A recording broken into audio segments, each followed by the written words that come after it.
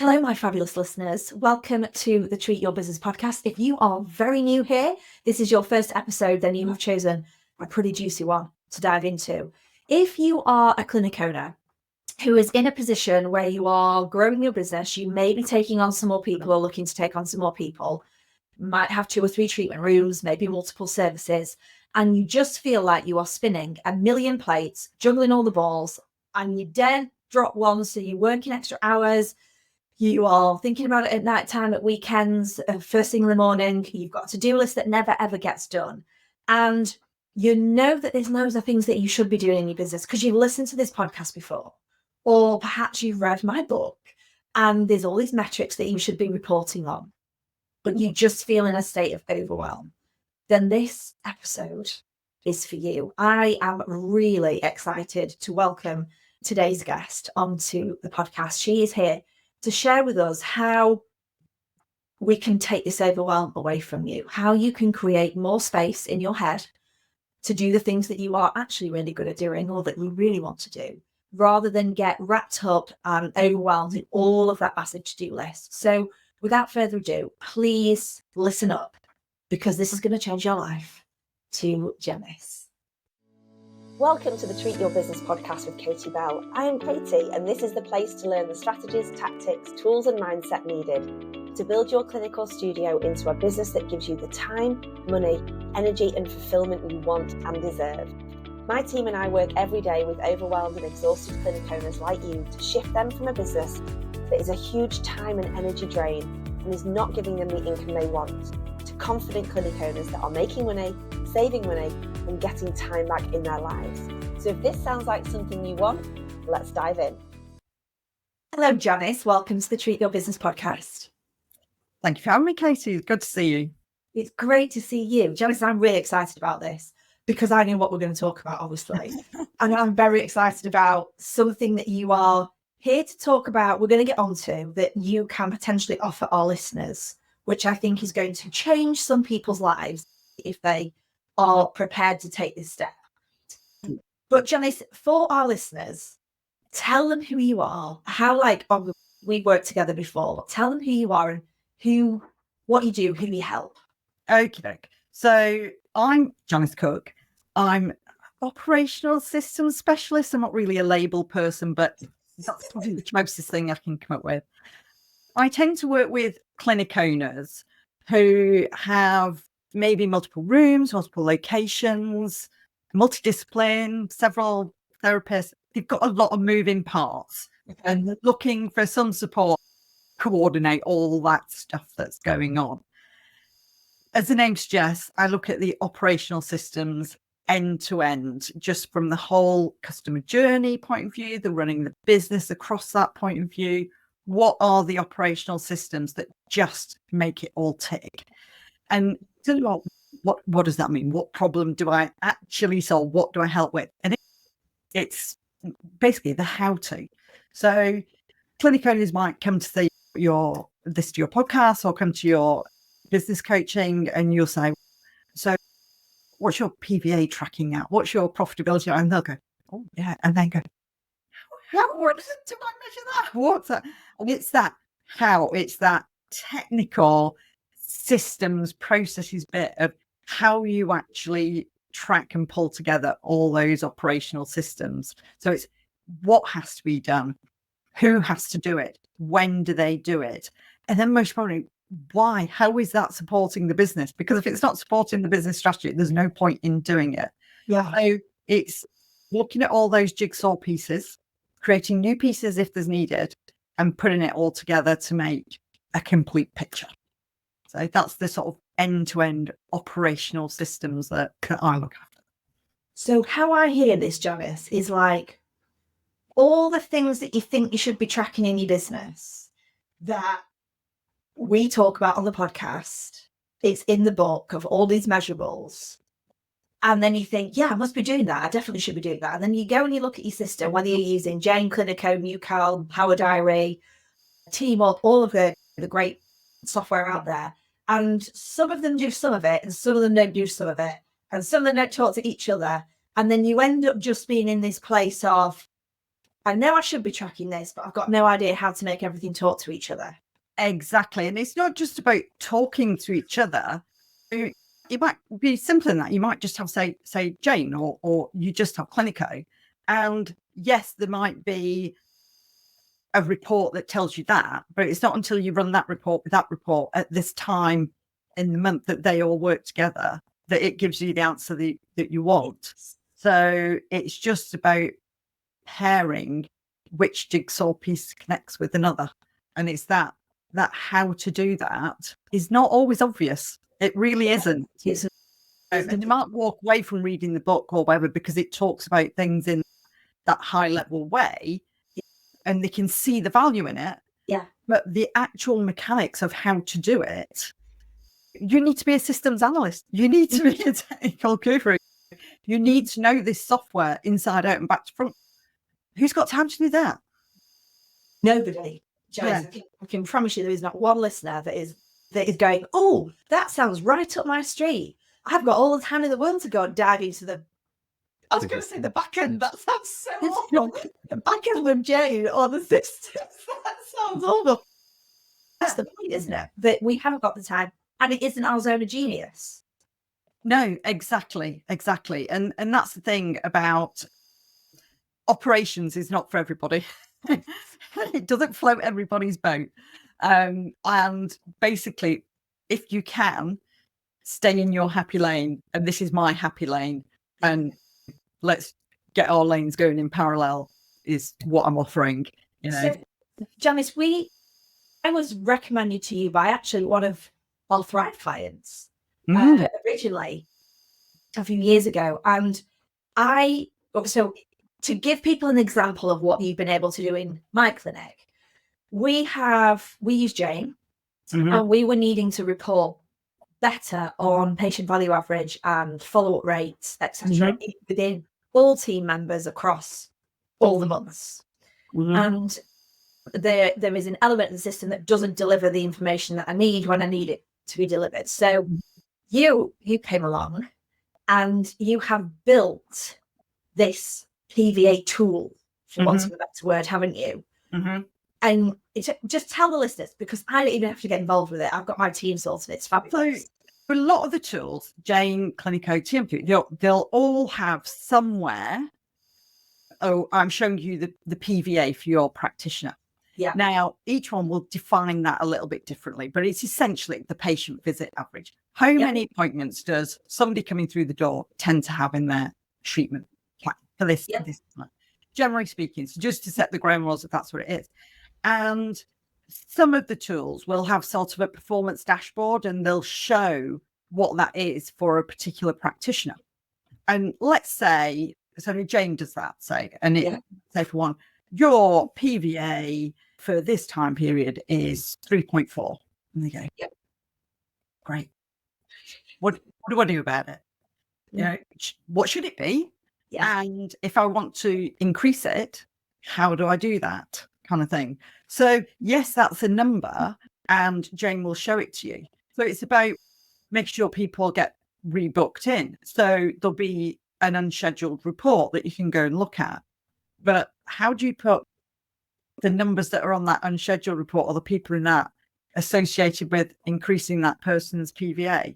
Yeah. So what we do in that example of that tool is we take the Jane reports of appointments, we take the Jane report of initials, and we combine them together to give a picture over from 12 weeks from when they had their initial or however long you want to define your PVA and say, how many appointments have they had and with who have they had them? And lo and behold, we can calculate the patient visit average. What is the average number of treatments a patient has from an initial, from a therapist for a period of time? And from that, you can actually see the individuals who maybe don't have any appointments booked in or have less than you would want to have booked in. And this is something I've gone through defining good. And then therefore you've got an actionable list by someone to call up that patient and see if they should be having more treatments. And then that comes back to marrying that with another process, which is your patient recalls. So from a patient point of view, you don't want a call in the morning from the admin team saying, oh, we've got this outstanding invoice for you, would you mind settling that? And then 2 hours later, a call from a therapist going, oh, you've not been booked in for this. And then a call from the studio and going, oh, do you want to come on our next Pilates course? So all those 3 processes are essential processes in your business to make sure the customer's looked after. But you need a process that combines those together so that the customer gets one call and says, oh, how about we'll look at your recalls for your therapy treatment. By the way, while you're on, do you want to book onto your next Pilates course? And, oh, by the way, there's this other invoice just outstanding. Could we just settle that while we're on? And that's about bringing all your processes together. And that's that end-to-end view that I prattled on about earlier. So it's taking that one example that we talked about of building one tool. Yeah. And that's a tool. And then the process around that is who looks at that tool. And then they feed the results into the other process, which is the patient recall process. And then you get a customer-centric process of they get one phone call. So it's taking one example of a tool and putting it into that end-to-end process, that jigsaw pieces of a picture. Yeah. That ideally, all your operation systems fit together to. And Janice, you said we need to define what's good. So in my clinic, the reason that you said we track within 12 weeks is because we have a specific standard that we expect a client to be seen 5 times within a 12-week period. And we have decided as a team, that is what we think on average, sometimes it'll be lower, sometimes it'll be higher. On average, we think of all of the different conditions and things that we see on a day-to-day, week-to-week basis in the clinic. And we consider soft tissue healing times, and we consider evidence and science and how people get the best results and how we can facilitate that as clinicians. We decided as a team, it was a minimum of 5 in 12 weeks. Mm-hmm. So that's why you've been able to build us a process, a tool that shows me that information. So if it's over 12 weeks, if I'm seeing we've got an average of 3 in 12 weeks, it's, are they booked in beyond that? Why are we not shortening their treatment time? Why nobody wants to wait to get better. People want to get better in the quickest possible timescale. And that's what your tool has allowed us to do, is we've got to define what the standard is, what the expectation is, to be able to track what's good and bad. Exactly. And that's where you get the hook between the strategy and the operational systems. Yes. You as your clinic owner do all that really good analysis of what do we think is the best customer outcome. And we think it's 5. Yeah. So that's 2 good facts. So we build that into the tool to say that's our good points. So it can measure. And then the key point about your operational systems is you need to engage with them to see what are the results, so that you can look at that and go, I'm actually only getting 3 over 12 weeks. Why is that? If I extend to 16, do I get to 5? So why is that? Yeah. Or if I'm not getting 5 in 12, is it because I'm not offering a different service? Do I need to introduce a new service? So this is the bridge between the operations and the business owner and the strategy. And the tools really need to have that definition of what is good, but and that constant review and engagement with the metrics that it's measuring to say, what do I need to change to make it different? And you said at the beginning, Janice, that you tend to work with people that might have multiple premises, multiple locations, multidisciplinary, multiple services, multiple team. Not always, because people that are running a 2 or 3 clinic treatment room with 1 or 2 members of staff, there is still a argument to have these things in. It just doesn't have to have the complexity that some of maybe ours would have. But as we grow to having multiple members of team, and you're now stepping into that leadership role, the worst thing about going into a meeting where ultimately you really just want to bollock the therapist that's in front of you and say, why are you not seeing them as many times as you should? I've told you this a million times. What you can do with this is go, this is the data. Absolutely. This is what the data's showing me. Here is the evidence. Help me understand why you are not hitting the company standard of 5 within 12 weeks. Let them tell you, what support do you think you need from me to enable us to serve the clients in the best possible way? And I would always say, and meet and align with our values, which is delivering exceptional standards of treatment. So you're not aligning with the values, you're not meeting expectations, the data proves that. And then let's have another meeting in a month. And with your data, I can say, we've had an improvement of 1 Exactly. in the patient visit average. Great. How do we now make that 2? So we're up to 5. Exactly. And it's those conversations that for many business owners, they don't want to have those conversations. It's too stressful. They're getting up in the morning, making their cup of tea, trying to take the kids to school, and they're worrying about, how am I going to say to Fred that actually, and it's not our human nature for a lot of people to want to have those conversations. Whereas if you've got the report, the data, in a way where you can just open it and go, can we just talk through these numbers? Yeah. And all of a sudden it becomes a meeting that's just going to happen through the day. It's not something that's occupying your brain when actually you want to be dropping the kids off at school or going ring Sainsbury's. Absolutely. And the numbers don't lie. Data doesn't lie. And being prepared as a leader with that evidence is going to mean that we are approaching this more as a business owner rather than as a friend or a fellow clinician or a fellow therapist going, oh, I've noticed that you're not getting as many people rebooked here, or I've noticed that your diary's a little bit quieter. What does that mean? It should be, our clinic standard is 85% occupancy, you're working at 62%. Patient visit average is 2, it was meant to be 5. Yeah. Explain. Help me understand why that's happening. Makes those conversations, Janice, so much better. It does. It does. It makes them easier and less stressful.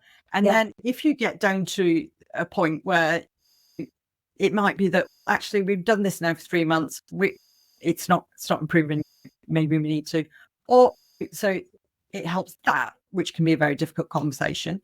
But equally, it can be actually, what I was thinking about in Sainsbury's this morning was I could really do with taking a holiday. And actually, do you know, you've really improved now in those 3 months. So you can take the reins for the next 2 weeks and I'm going off on holiday. Yeah. Do you know what I mean? It works both ways. Absolutely. And interesting, just something came into my head then, Janice, when you were saying that about performance management, because we are hearing that we are going to have some changes to our employment rights, the legalities of employing people. And one of the things that they're talking about is that the probationary period is going to go. And so people will have full employment rights from the day that you employ them. So we've had this kind of 2 years protected, whatever it is, that they don't have full employment rights, which ultimately means you can basically walk somebody out the door without much complexity. You should do it in a professional way. And I was having a conversation with somebody at Christmas around this. Right. How wild am I, John, is talking about employment and stuff. But in the drink, they were saying it's ridiculous. It's just another thing that's taken away from the employer. It's just another thing that doesn't back us up. And I said, or we could look at it in a different way, in that if they have full employment rights from day one, the business owner from day one has to be managing, leading, holding them accountable, and performance managing them from the very first day they arrive at your company. And with that, Janice, we are going to need more data. We are going to need more measurables, more metrics to have evidence to support being able to get rid of somebody when they are not performing without the whole complexity, because now they're entitled to everything from day one. Yeah. So actually, if we just look at this from a legal point of view and a HR point of view, I think this is a great opportunity for business owners to stop being so fluffy, stop being so unclear about what our expectations are of our employees, and use you and systems and tools that you can provide to give you that data. And it's I can now eat rest and not panic that if this is not working, I have evidence to prove it. Absolutely. And the point, hopefully, before that is if they come along and say, I've worked here for now 6 months or a year, it's time for my pay review. I'm due a pay rise, aren't I? Yes. And again, we'll go, let's just look at your utilisation for the last 12 months. Let's just look at your PVA for the last 12 months. All those measures of good, have you hit them? And That's such a good point, that. Yeah, and then the flip side of that is that prior to that, you can say, well, when we get to your annual pay review, which is on that date, you need to be hitting our good, which is why it's so important to define your good, consistently for the 4 months, 6 months before that, or after a probationary period kind of thing. Yeah. So again, that's another conversation that the business owners are going to be like, oh God, I've got somebody's pay review coming up. And really, just, and again, it's just there in black and white. And because you have defined good and you know that aligns with your goals and your strategy, everything is fitting together. And you then get that calmer, less anxiety feeling about going into those discussions, because it's got all those foundations of strategy behind it. And this is such a powerful conversation for people, Janice. So here's what we see is we've got the clinic owner. They have started to grow their business. They've got more team. They might have another premises, or they might have got more treatment rooms. We've added some services in. The clinic owner in the large at this level, I think why your new service I'm so excited about is being to really support people. Is for me, it's that clinic owner that is, I'm still clinical, but now I've got more team, I've got more problems, I've got more challenges, I've got cash flow issues. I'm not doing the marketing that I should be doing. I've not got a minute to blink and breathe in the week. Yeah. And they listen to this podcast, and 3 weeks before this one airs live, Janice, we had Nicola on, and Nicola was talking about operations and processes. Yes, I listened to that one. Did you listen? Good Nicola. She's fabulous. You and Nicola are like, you just love all that stuff. We do. Get you together and you can't stop talking about processes and systems and tools and spreadsheets. It's fantastic. I know. You just love it. So they listen to that podcast, right? And they go, yeah, I've got to get more operationally efficient. I've got to put systems in place. I need to get some processes because this is going to relieve me of the pressure. I'm going to listen to this with Janice today, and I'm going to now know that I've got to get these metrics under control, but I don't have time to implement it. Yeah. I just can't make that happen, because if I do that, I've got to drop the ball somewhere else. And it just is this ever-ending cycle for clinic owners. So, Janice, let's talk about how you can then come into this type of clinic, this clinic owner who is struggling with these things, and help them. So give listeners a flavour of your fabulous new service. So the new service, it's not actually that new to me. I've been doing it, but generally speaking, these clinic owners would come to me and I would do, they'd see a gap with their PVA measuring, as we just talked about. So I create that tool, implement it in, and then I'd go away. Yep. And you're thinking, wonder where that's going. Another one, they wanted to know their affordability. When can I afford pay? So went in, did them a cash flow model. Another one was a dashboard with that practitioner performance report, that type of thing. So they're all tools that I've gone in and implemented. Whereas what I see is actually needed is just sharing the load. So being that operations manager, but on a, to use the buzzword of the time of fractional operation manager, so a service, rather than hiring someone in, getting them all trained up in how your clinic wants to run and all the rest of it. So it's the fractional operations manager service. So that would be coming in to a clinic owner who, as you described, or maybe they're looking to take a step back. They want to see that the business can work without them. They want to focus on something else, like writing a book or you're on holiday, or they are looking to exit. And what they want to do is just take that operational mechanics burden and go, off you go, Janice. Can you just look at what I think?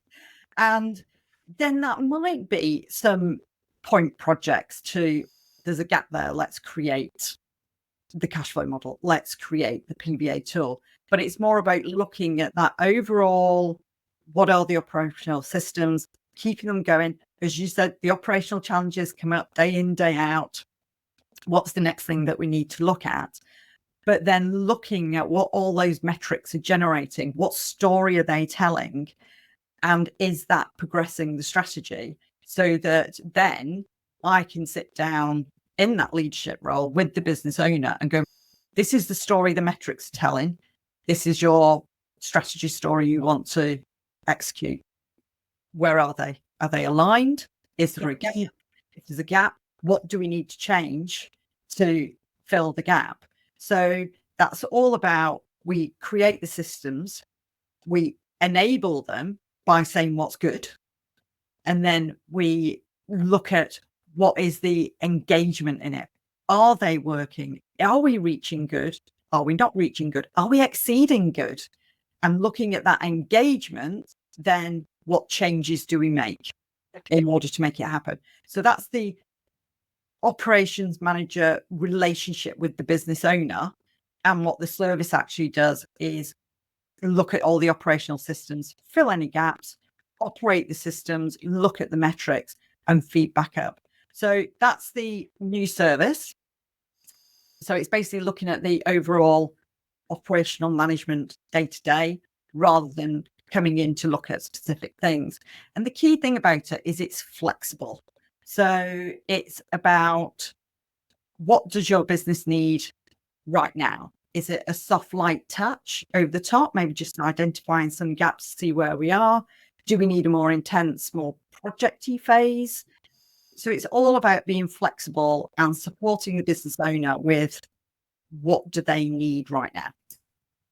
And that takes the pressure off the clinic owner when they are faced with the moment of realization that they are not operationally great, they are not an implementer, they are not a completer finisher. And I speak on behalf of our listeners here, because I am also this person. I like the ideas, but the systems and processes and tools behind it, I have got no interest in whatsoever. I just like the outcome. Yeah. And I think that everything can happen in a minute.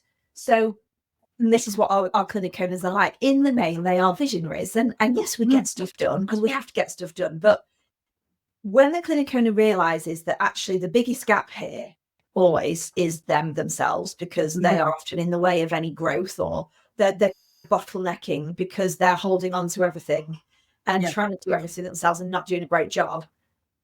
They then they go, I need a practice manager. We need a practice manager or a business manager, but I can't afford that. And so they instantly shut that idea down, because old school way of thinking is that we might need to have somebody 30, 35, 37 and a half hours a week employed. There's another person on the payroll. It's another thing that we've got to consider, manage, train, all of that. And so the beauty of a fractional ops person is that it's bespoke. It's based on your business needs now and where you're going in the future. Absolutely. And I think one of the biggest benefits here, Janice, is, and I'm going to say this, you don't need training. Like, you don't need hand-holding through the whole bloody thing. You come in and say, this is what you need, Katie. Tell me what systems you've got. Let me just let it all talk to each other. Leave me alone. I do what I do. I'll ask you questions when I need it.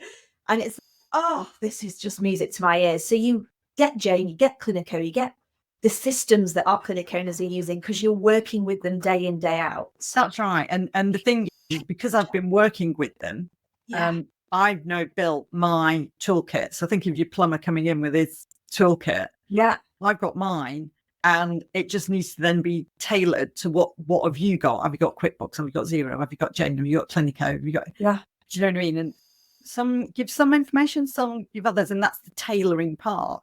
But I come with I know the types of things we need to measure. I've got the toolkits the basic toolkits to measure them. We just need to then tailor them to what you've got. So instead, you've got that low risk, flexibility, expertise that can just walk straight in and do the job that you need doing for the time that you need. For the time that you need, because I think what I hope I don't do a disservice here, Janice, but how I also see this happening is you're going to come in, you're going to make them more operationally efficient or profitable, essentially, because that's what you're looking at is profitability of the company. And you're going to put processes in place. You're going to look at metrics, how you gather data, how we look at this on a regular basis, make it sure it's accessible. So as they grow their clinic, and some of our Elevate members are moving into that multiple six-figure clinic, you will need a full-time operations manager in your business at that level. Absolutely. It's an absolute requirement. But rather than an ops manager coming in, excuse my French, Janice, to an absolute shit show, they're going to come into a Janice show, which is, we've got systems, we've put these things in place, and it's going to get this ops manager off the ground quicker. Yeah, exactly. I'm not the long-term solution. I'm not your full-time ops manager. It's to come in and create that picture, put the jigsaw together, and it's then there, and I can operate it for as long or as little you want. But then, as you say, if you're continuing to grow, you will need a longer-term solution, and you will need that full-time ops manager, or however much time you want for an ops manager to come in. So, like for one example, as I say, that this is a sort of new service, but it's one I evolved into for a couple of my clients, because I went in and did something, and then I just stick around and just keep checking it out there and then.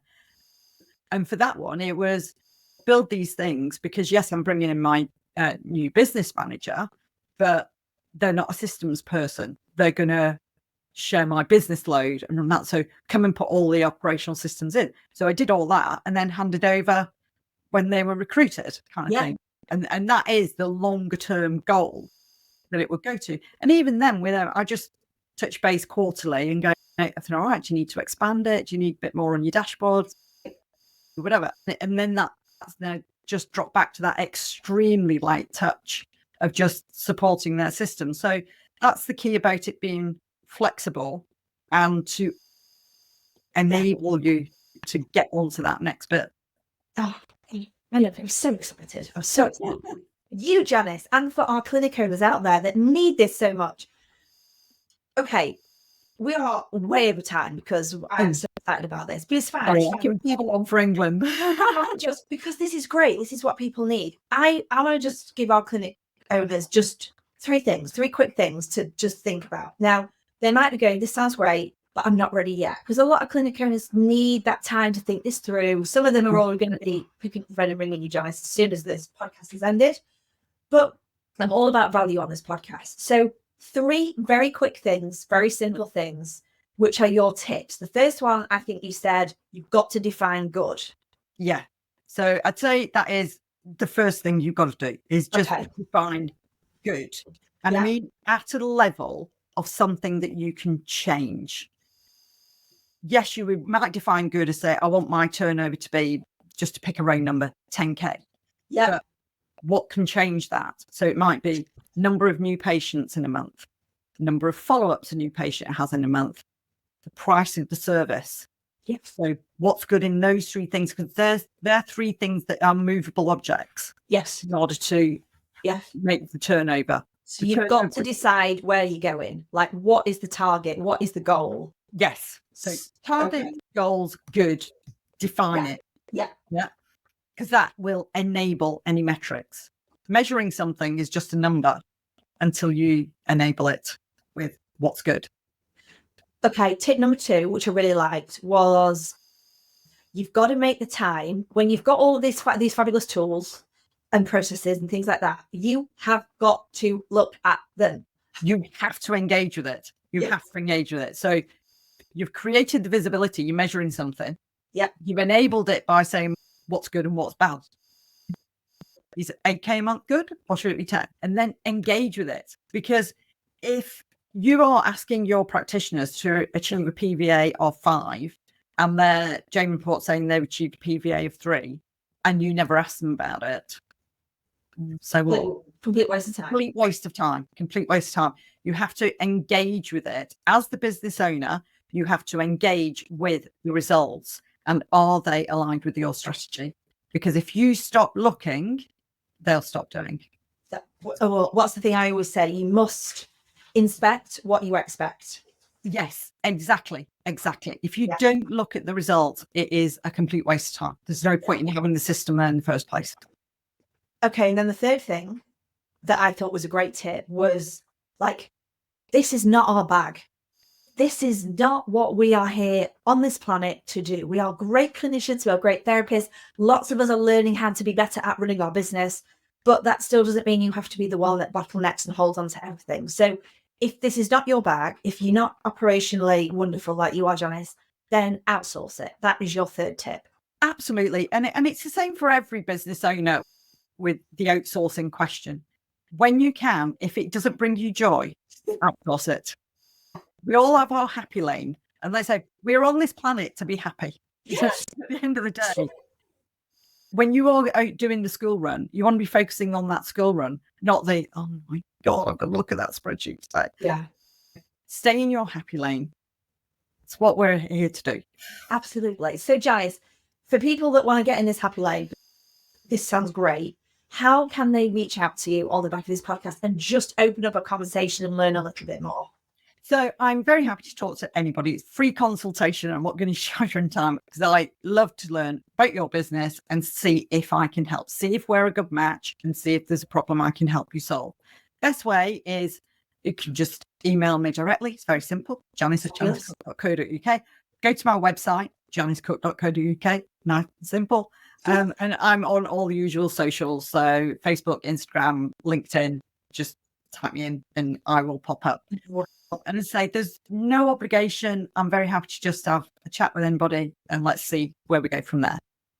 Janice, I am absolutely love this episode. And I said this to Nicola and I was like, oh God, we're going to have to talk about operations, systems and process. And I have to say, they've been some of my favourite ones. So thank you. Well, it's because it can add so much more value to your business. It really... I know what it does because I have operations people in both Thrive. I have Nicola. And in KB, I have my business manager, and you have been in there and helped us with implementing stuff. So I know what a difference it makes to my life. Yeah. I wish that for other clinic owners as well. And it's, at the end of the day, we're here to be happy. So take some of the stress away.